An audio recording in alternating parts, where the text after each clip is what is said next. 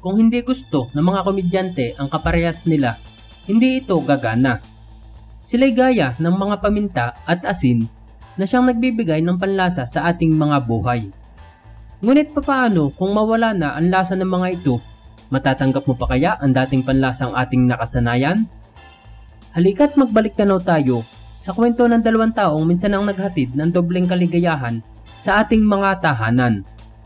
Nagbigay ng dobleng aliw sa mga nalulumbay at nag-alay ng dobleng pag-ibig sa bayan. Ngunit ika nga sa mga kasabihan, ang anumang magkapareha ay nakatakdang maghiwalay. Gaya din ng mga butil ng asin at paminta, sila'y hindi mananatiling magkapareha sa bawat hapag na pinaghahayinan.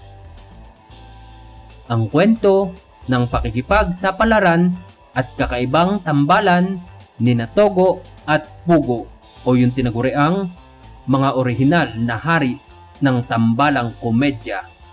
Pero kung bago ka pa lang sa ating channel, pakipindot na din po ng like, subscribe at bell notification button para palagi kang updated pag may mga bago tayong kwentong kagaya nito. Sina Andres Solomon na isinilang no ika-30 ng Nobyembre taong 1905 at Mariano Contreras na isinilang naman noong ika-12 ng Hunyo taong 1910 ay mas nakilala din ng lahat sa mga pangalan bilang Tambalang Togo at Pugo. Sila ay mga artista, bodabilyan at komedido noong dekada 30 hanggang dekada 50. Sila ay parehong kalbo at maituturing din natin na dalawa sa mga haligi at naging pundasyon ng pelikulang Pilipino dahil sa panahon nila na uso ang mga paggawa ng mga palabas gaya ng mga pelikula at sa entablado.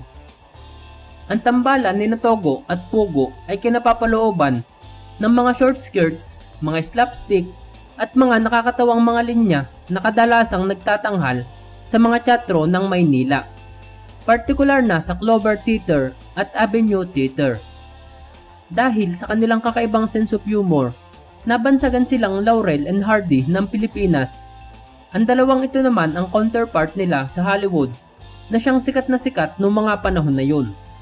Nakagagawa rin sila ng ilang mga pelikula kasama ang orihinal na hari ng pelikulang Pilipino na si Fernando Po Sr., mga stage shows na ginagawa ng pelikula gaya ng Utos ng Hari Di Mababali, Sa Lumang Simbahan, Binibiro Lamang Kita, at ilan pang matatagumpay na komedyang palabas sa ilalim ng LBN Productions.